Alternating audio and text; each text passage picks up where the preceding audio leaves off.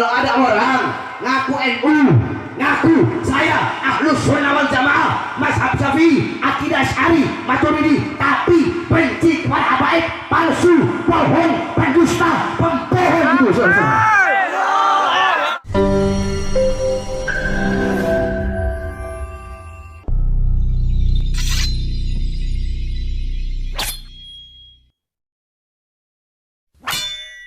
Babil Yasar Sayyidina wa Maulana Muhammadin al-Mukhtar wa alihi al-athhar wa ashabihi al-akhyar adada ni'amillahi wa ifdalih, amma ba'd.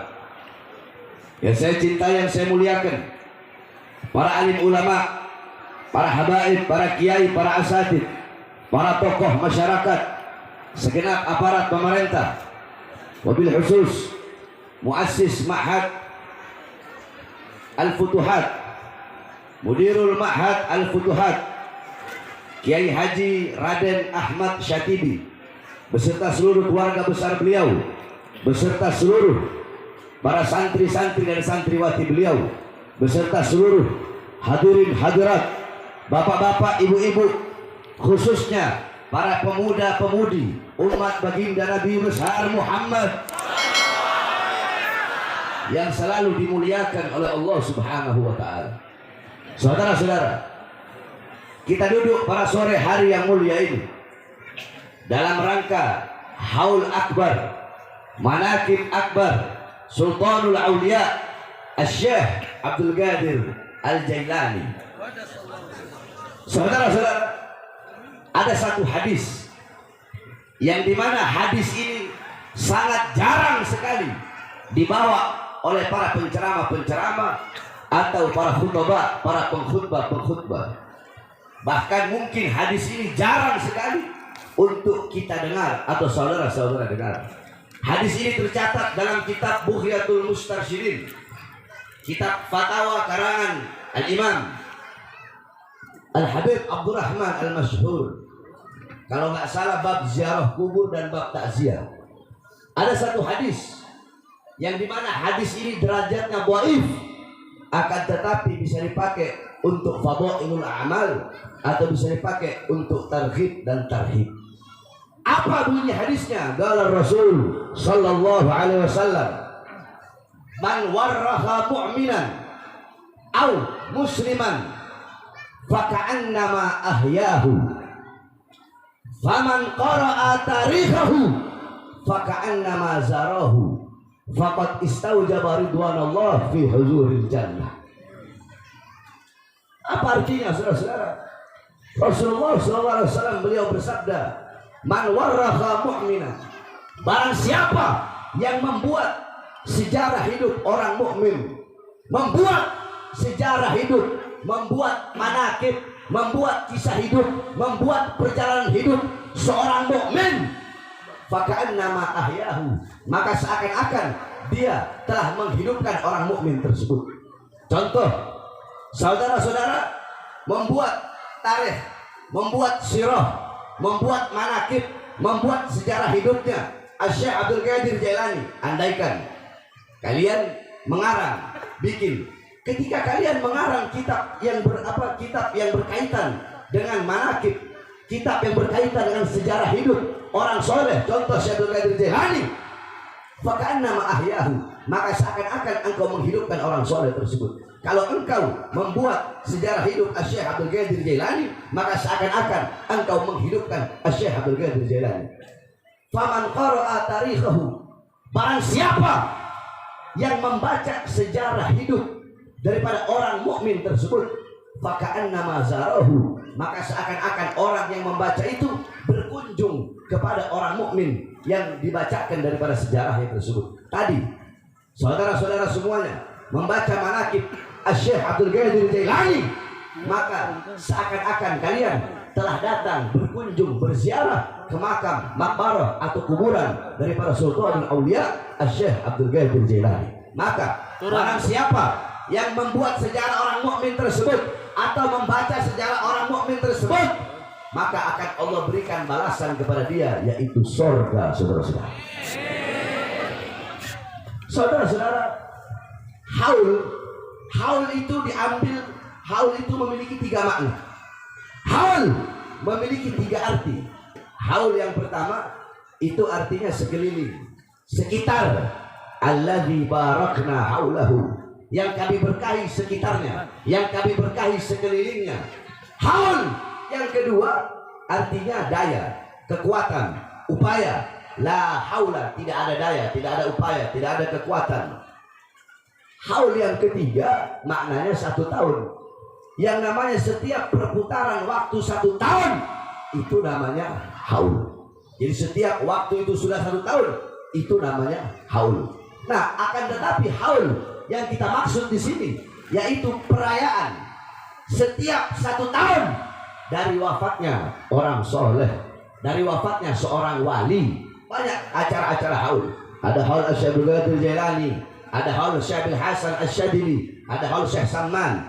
Kemudian ada haul di Jakarta, ada haul Habib Husain bin Abu Bakar Idrus Suwarpatang, ada haul Habib Ali bin Abdurrahman Al-Habsi Kuitang, ada haul Al-Habib Salim bin Ahmad bin Jindan, ada haul Al-Habib Ahmad bin Alwi Al-Haddad Habib Guntur, ada haul Habib Hasan bin Muhammad Al-Haddad Mbah Priuk. Di Bogor ada haul Keramat Empang Al-Habib Abdullah bin Muhsin Al-Abbas. Di Sukabumi ada haul Al-Habib Syekh Al-Abbas.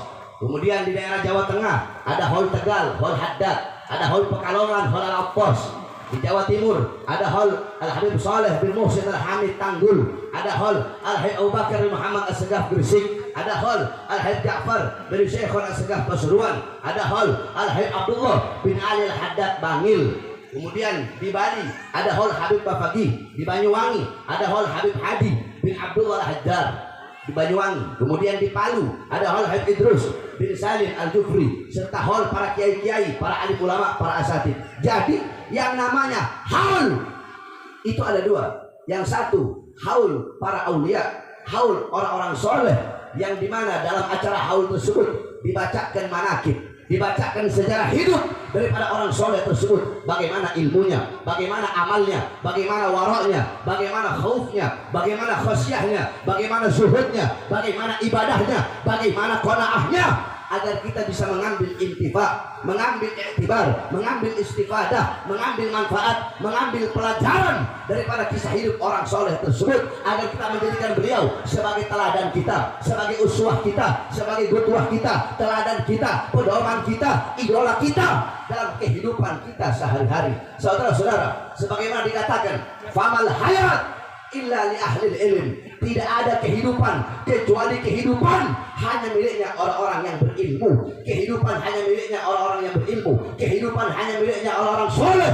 Wa mal mautu illa li ahlil jahl, dan tidak ada kematian kecuali kematian hanya miliknya orang-orang yang bodoh. Al jahlu qabla mauti mautun li ahli fa'ajsaduhum qabla al kuburi kuburu, bagi orang-orang yang bodoh sebelum mereka mati, sesungguhnya mereka telah mati.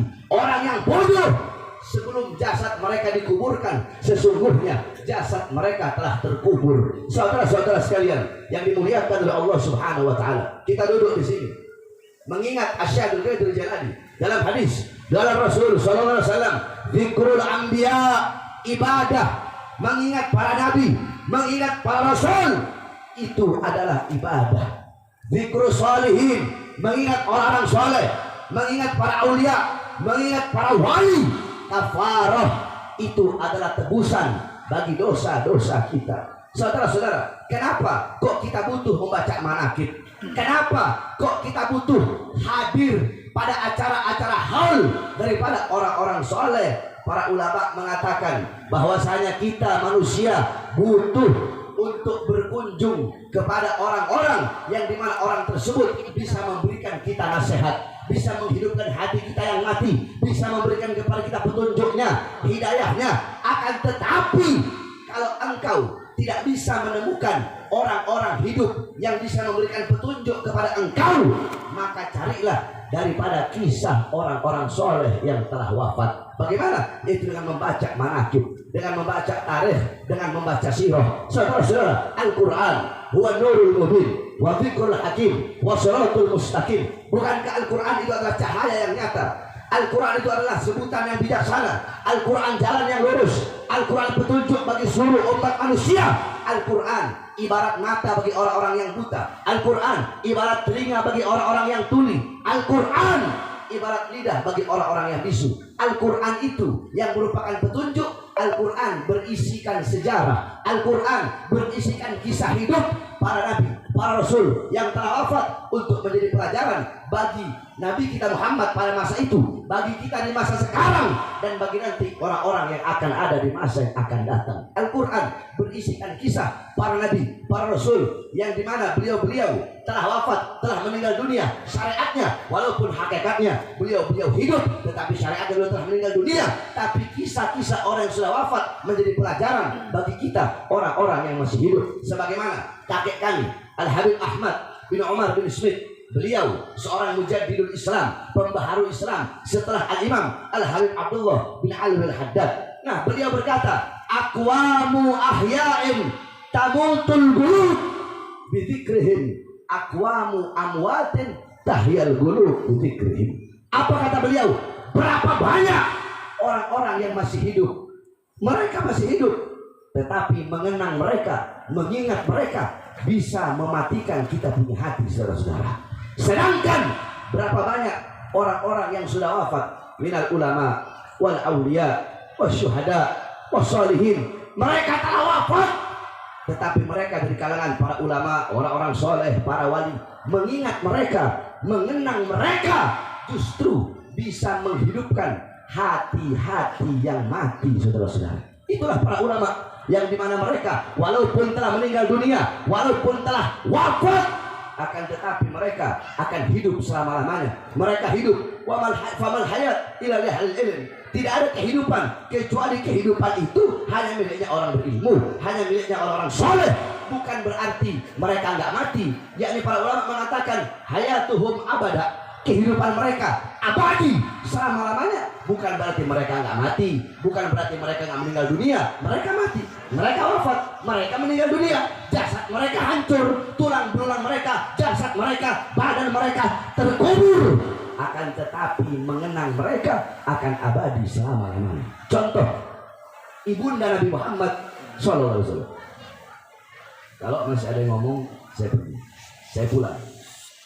Saya datang ke sini bukan untuk jadi tontonan. Saya datang kemari ngasih ilmu.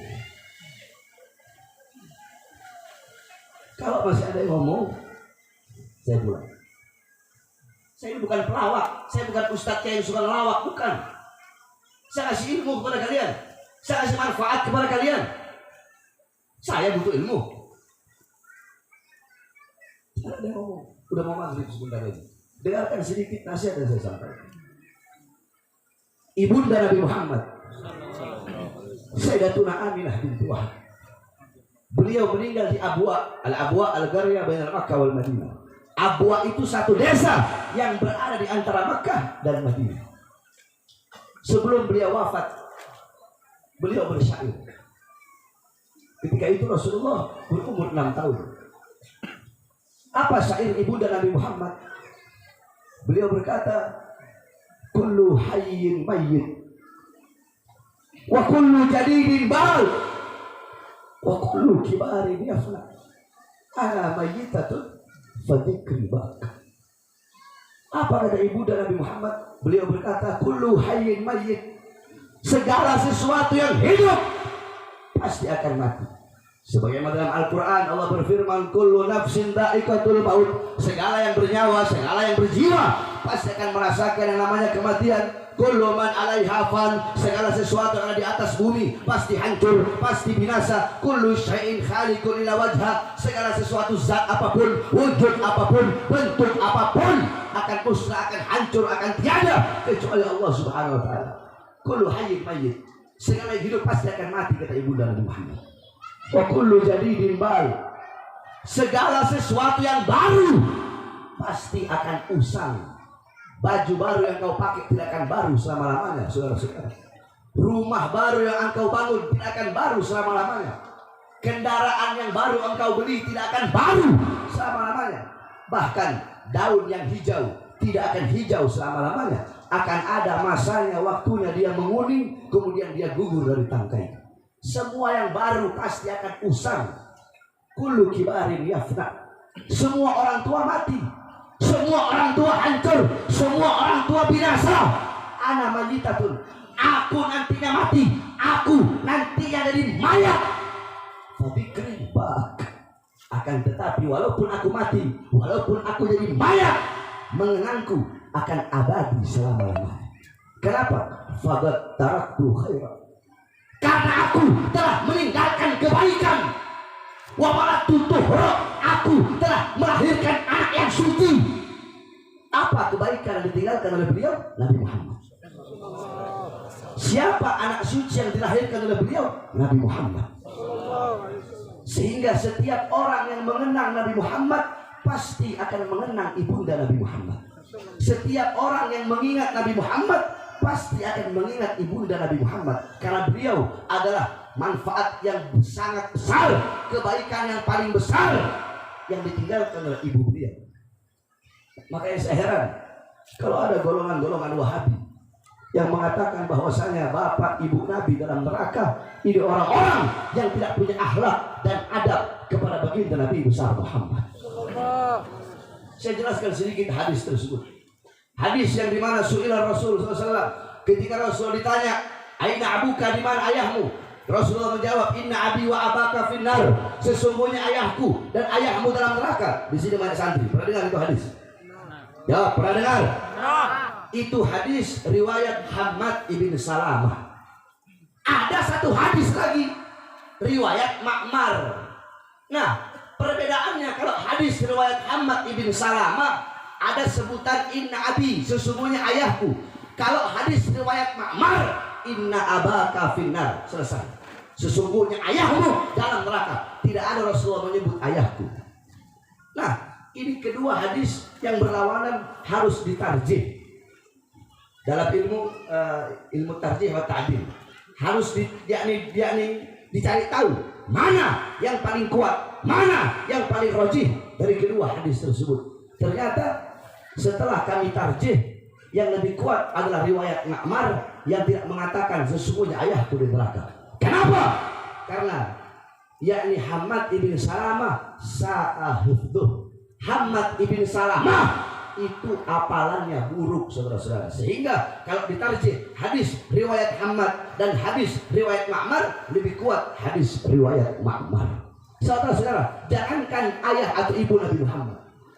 Dalam riwayat Malik ibn Sinan, ketika perang Uhud, betis Rasulullah terkena anak panah. Ketika betis Rasulullah terkena anak panah mengeluarkan darah, Malik ibn Sinan spontan mengecup. Dia kecup, dia cium betis Rasulullah, kemudian dia isap darah Nabi, dia telan. Kata Rasulullah, muntahkan. Tidak, akan aku telan darahmu ya Rasulullah. Apa kata Rasulullah? Jasadmu haram disentuh api neraka, wahai Malik ibn Sinan. Abdullah ibn Zubair ketika Rasulullah habis hijamah, bekam kepala, darah bekas bekam beliau berikan kepada Abdullah bin Zubair, dan beliau berkata, wahai Abdullah bin Zubair, buang ini darah di tempat yang tidak dilihat oleh siapapun. Dibawa sama Abdullah bin Zubair darahnya Rasulullah, dia lihat nggak ada orang, dia minum darah Rasulullah. Setelah dia minum, dia datang, ya Rasulullah, sudah aku buang. Di mana? Di perut ke Rasulullah. Siapa yang mau lihat? Nggak ada yang lihat dalam perut ke Rasulullah. Apa kata Rasulullah? Sesungguhnya api neraka haram menyentuh jasadmu, wahai Abdullah bin Zubair. Saudara-saudara, Malik ibn Sinan, Abdullah ibn Zubair, haram jasadnya disentuh api neraka karena meminum darah Nabi Muhammad, bercampur tubuhnya dengan darah Nabi. Maka bagaimana bapak ibu Nabi bisa masuk neraka, sedangkan Nabi Muhammad adalah darah daging dari ayahnya dan ibunya, saudara-saudara. Nah, itu ibu Nabi Muhammad bersyair, yakni walaupun ibunda beliau wafat, akan tetapi beliau akan hidup selama-lamanya, dikenang selama-lamanya. Kenapa? Karena beliau meninggalkan Nabi Muhammad Sallallahu Alaihi Wasallam. Begitupun para ulama, begitupun orang-orang soleh, begitupun para aulia. Al-Imam Ghazali radhiyallahu anhu, beliau wafat ribuan tahun yang lalu, tapi sampai detik ini dan sampai hari kiamat Imam Ghazali hidup di dalam Kutubul Ghazalinya, beliau hidup di dalam kitab Ihya Ulumuddinnya, beliau hidup dalam kitab Mukasyafatul Qulubnya, beliau hidup dalam kitab Minhajul Abidinnya, beliau hidup dalam kitab Miyarul Ilmnya, beliau hidup dalam kitab Al-Wajiznya, beliau hidup dalam kitab Al-Wasitnya yang kita hauli sekarang. Asy-Syaikh Abdul Qadir Al-Jilani wafat ribuan tahun yang lalu, tapi demi Allah tidak ada dalam 1 jam makhluk manusia di muka bumi ini yang tidak pernah menyebut nama beliau dalam 1 jam. Walaupun para beliau telah wafat ribuan tahun yang lalu, beliau wafat ribuan tahun yang lalu, tapi sampai detik ini dan sampai nanti hari kiamat beliau hidup di dalam tafsir Al-Jailaninya, beliau hidup dalam kitab Al-Bunyahnya, beliau hidup dalam kitab Fathur Rabbaninya, beliau hidup dalam kitab Futuhul Ghaibnya, beliau hidup dalam kitab Sirrul Asrarnya, beliau hidup dalam kitab Ar-Rasailnya, beliau hidup dalam kitab Ad-Diwannya, beliau hidup di dalam kitab beliau hidup dalam kitab As-Salawat wal Auratnya, beliau hidup dalam kitab Usul As-Saba'nya, beliau hidup di dalam kitab beliau yakni Ar-Rasail, kemudian beliau hidup dalam kitab Ad-Diwannya, kemudian beliau hidup dalam kitab Jalaknya, kemudian beliau hidup dalam kitab Muhkamnya. Walaupun beliau telah wafat ribuan tahun yang lalu, beliau akan selalu dikenang selama-lamanya. Kenapa? Karena beliau meninggalkan ilmu yang bermanfaat, meninggalkan nasihat, meninggalkan ilmu, amal, wara, khauf, ikhlas yang akan selalu dikenang selama-lamanya. Beda dengan orang-orang bodoh, beda dengan orang durhaka yang mereka bagikan debu yang sekali lewat rame, orang hanya tahu sekilas, habis itu sudah habis, selesai masanya. Akan tetapi beliau, para ulama, para aulia, a'yanuhum mafqudah wa amsaluhum fil qulub mawjudah. Walaupun jasad mereka tiada, walaupun badan mereka hancur, akan tetapi mereka akan hidup di dalam hati-hati para pecintanya. Oleh karenanya, saya wasiatkan kepada saudara-saudara sekalian, jangan jauh dari ulama, jangan jauh dari orang-orang soleh, jangan jauh dari para aulia, jangan jauh dari para habaib, jangan jauh dari para kiai, jangan jauh dari para ustaz, beliau-beliau para pewaris Nabi Muhammad, beliau-beliau para penerus perjuangan Nabi Muhammad, beliau-beliau para penyambung lidah Nabi Muhammad SAW. Kadar kedekatan engkau dengan Nabi di akhirat, jarak jauh atau dekat engkau dengan Nabi Muhammad di akhirat, itu menurut kadar kedekatanmu di dunia dengan para pewaris Nabi Muhammad, itu para ulama, para ustadz, para kiai, para habaib. Jika di dunia engkau dekat dengan beliau-beliau, dipastikan di akhirat engkau pun akan dekat dengan beliau-beliau. Akan tetapi jika di dunia engkau jauh dari ulama, jauh dari para ustadz, jauh dari para kiai, jauh dari para habaib, dipastikan di akhirat engkau pun akan jauh daripada baginda Nabi besar Muhammad SAW. Berpegang teguhlah engkau dan kepada orang-orang soleh, ikuti beliau-beliau. Fasa' fima sya'u washrab ma'al-dum mahum ala yahbuk rabbak mithla ma habahum. Ikuti beliau-beliau, minum dari cawan-cawan beliau, ikuti beliau-beliau, jadikan beliau sebagai teladanmu, ikuti mereka shibran bi shibrin wa dira'an bi dira'in, sejengkal demi sejengkal, selangkah demi selangkah. Kita ikuti jejak hidup beliau. Kita tidak bisa sepenuhnya mengikuti beliau, tidak akan pernah bisa, saudara-saudara. Bisa engkau mengikuti, yakni tajul aimmatil arifin, Syekhus Syuyuhus Syariah, Qudwatul Muhaqqiqin, Al-Imam Faqihul Muqaddam Muhammad bin Ali Ba'alawi, yang dimana beliau pernah mengkhatamkan Al-Quran dalam 1 rakaat salatnya. Al-Imam Faqihul Muqaddam Muhammad bin Ali Ba'alawi, datuknya As-Segaf, kakeknya As-Segaf, Al-Idrus, Al-Habsyi, Al-Aqqas bin Syahab. Beliau lam yanam 33 sanatan la lailan wala naharan. 33 tahun beliau tidak tidur, tidak siang hari, tidak juga malam hari. Ditanya, ya Imam, kenapa engkau selama 33 tahun tidak tidur? Apa jawab beliau? Bagaimana mungkin aku bisa tidur melihat ke kanan surga, melihat ke kiri neraka, melihat ke atas arasnya Allah Subhanahu wa ta'ala. Bisa engkau mengikuti Al-Imam Al-Habib Abdullah bin Ali Al-Haddad Sahibur Ratib, umur 3 tahun kena penyakit cacar yang menyebabkan kedua mata beliau buta, tetapi umur 6 tahun beliau hafal Al-Quran. umur 9 tahun beliau hafal kutubus sittah, Bukhari, Muslim, Sunan Abi Daud, Tirmidzi, Ibnu Majah, An-Nasa'i. Umur 11 tahun beliau hafal seluruh kitab-kitab karangan Imam Al-Ghazali. Bisa engkau mengikuti Al-Imam Al-Habib Abu Bakar bin Abdullah Al-Attas, satu kali duduk baca Yasin 90.000 kali. Kita baca Yasin kalau ada butuhnya doang, baru baca Yasin. Paling banyak 40 kali. Habis itu udah, nanti 2 tahun 3 tahun lagi baru nggak ada hajat, baru baca Yasin. Bisa engkau mengikuti Al-Habib Abdullah bin Abu Bakar Al-Idrus di usia 6 tahun berpuasa selama 2 tahun berturut-turut dan cuma berbuka dengan 2 butir kurma. Berarti 1 tahun cuma 1 butir kurma beliau buka puasa. Makanya saya nggak heran kalau ada orang-orang sekarang, ustadz sekarang, kiai-kiai sekarang yang puasa muti lah, puasa inilah, puasa itu. Saya nggak heran. Habib Abdullah umur 6 tahun kok puasa selama 2 tahun berturut-turut. Buka puasanya 1 tahun cuma 1 butir kurma. Di umur 10 tahun naik puasanya selama 4 tahun berturut-turut dan cuma berbuka dengan 4 butir kurma. Kakek kami Habib Umar bin Zaid bin Smith selama 17 tahun tidak pernah menyandarkan punggungnya di suatu benda apapun, saudara. Kita tidak bisa mengikuti sepenuhnya apa yang dilakukan oleh beliau-beliau, para aulia, para ulama, para orang soleh. Tetapi kita ikuti sedikit demi sedikit, sedikit demi sedikit. Kalau kita mengikuti beliau-beliau, maka apa kata Habib Ali Muhammad Al-Habsyi? Maka Allah akan memberikan kepada kita apa-apa yang Allah berikan kepada beliau-beliau. Kalau beliau-beliau Allah kasih rahmat, kita pun Allah kasih rahmat. Beliau-beliau Allah kasih petunjuk, kita pun akan Allah kasih petunjuk. Makanya sekali lagi, jangan jauh dari ulama, apalagi para habaib. Jangan jauh dari para habaib. Ada orang mengaku ahlus sunnah wal jamaah, mazhab syafi'i, akidah asy'ari, maturidi, tapi benci kepada habaib, pendusta itu orang, saudara. Banyak saya perhatikan orang sekarang ngaku NU, saya NU. NU benci habaib, bukan NU itu, saudara-saudara. Betul? NU dan habaib tidak akan pernah bisa dipisahkan. Betul? Jadi sekali lagi, kalau ada orang ngaku NU, ngaku saya ahlus sunnah wal jamaah, mazhab syafi'i, akidah asy'ari, maturidi, tapi benci kepada habaib, palsu, bohong, pendusta, pembohong itu, saudara-saudara.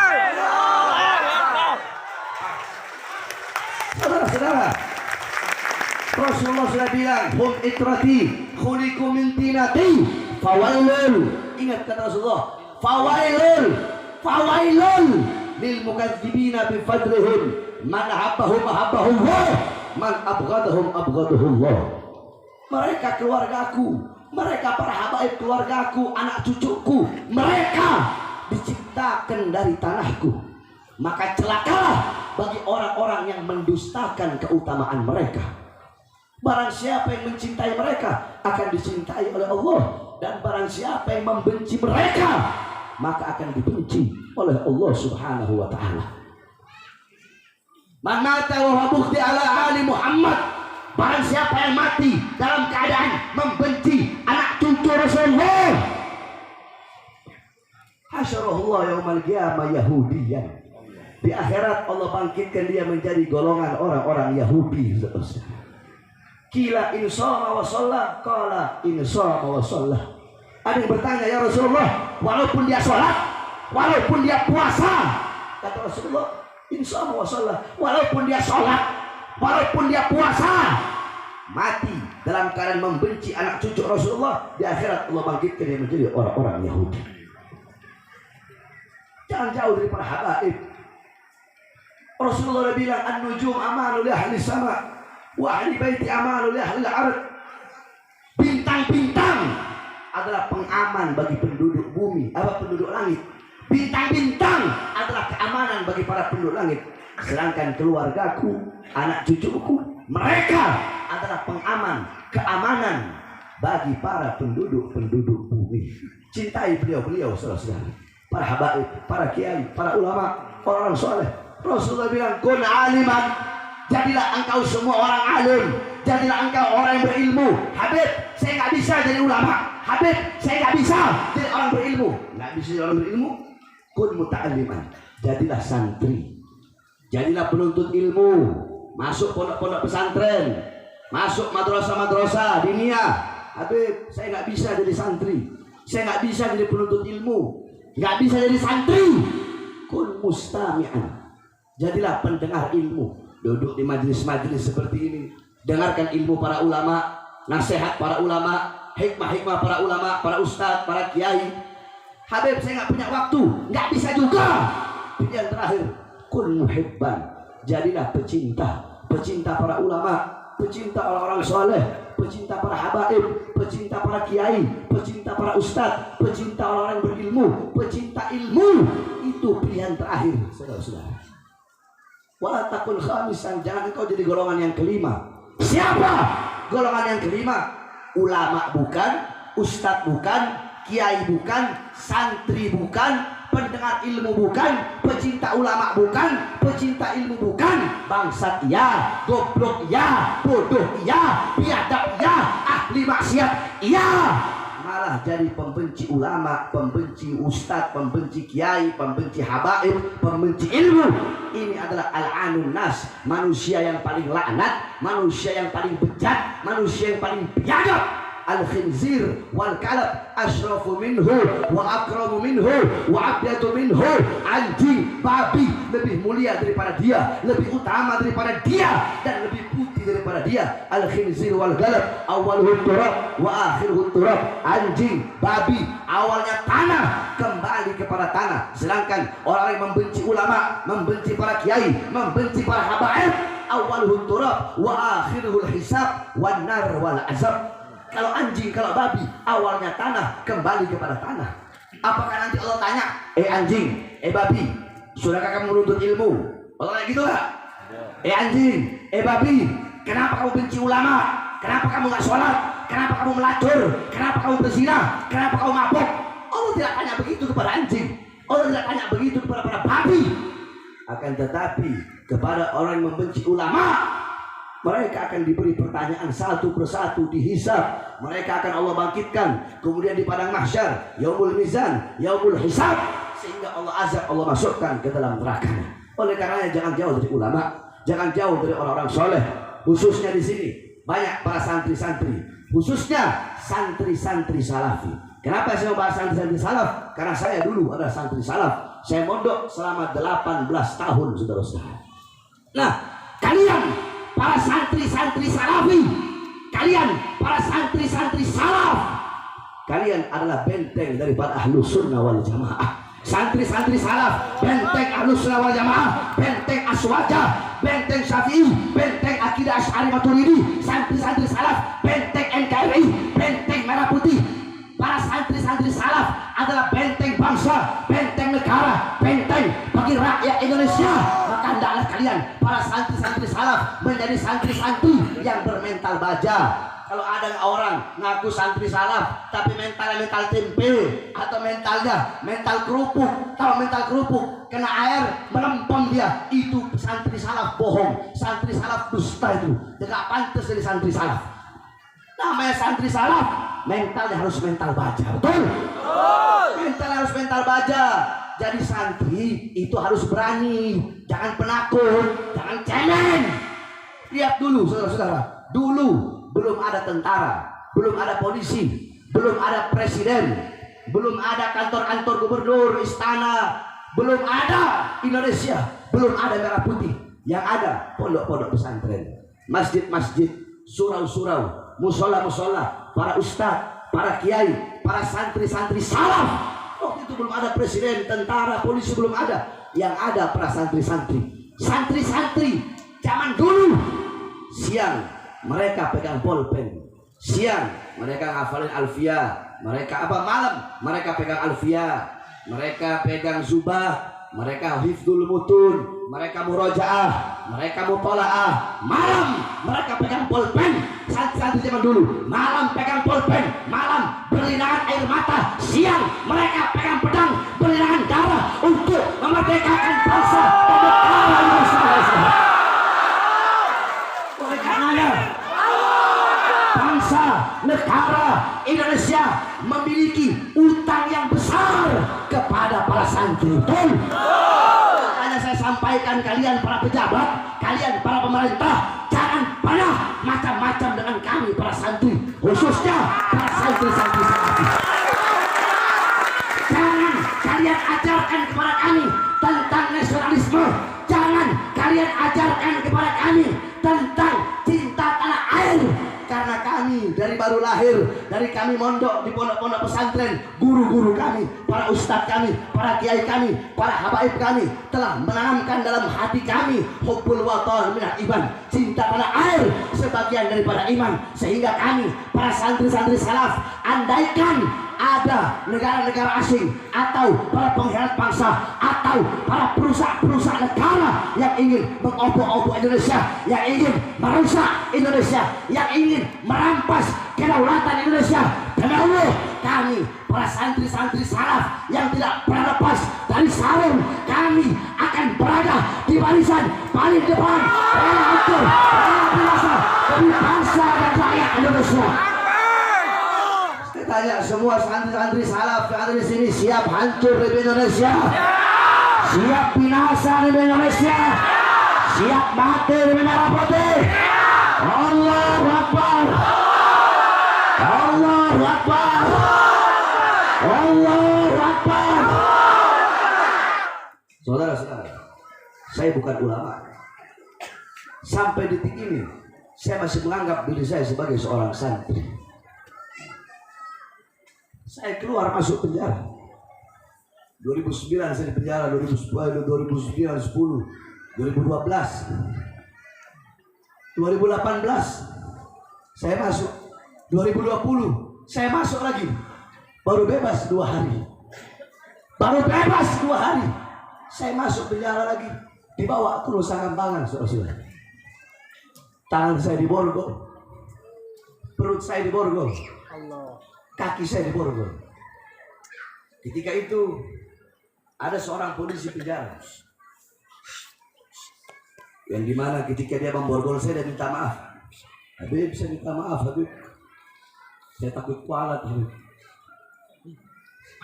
Saya bilang, pernahkah kalian mendengar ayat innama yuridullahu liyudhibankum rijsa ahlal bait wa yutahhirukum tathira? Pernah Habib? Pernahkah kalian mendengar ayat qul la as'alukum alaihi ajran illa mawaddata fil qurba? Pernah Habib? Ketahuilah, orang yang ada di hadapan ente, yang ente borgol tangannya, perutnya, kakinya, ana adalah ahlul bait dalam ayat tersebut. Ana adalah al-qurba dalam ayat tersebut. Kami adalah ahlul bait yang dimana wajib bagi kalian sebagai umat Nabi Muhammad untuk membaca sholawat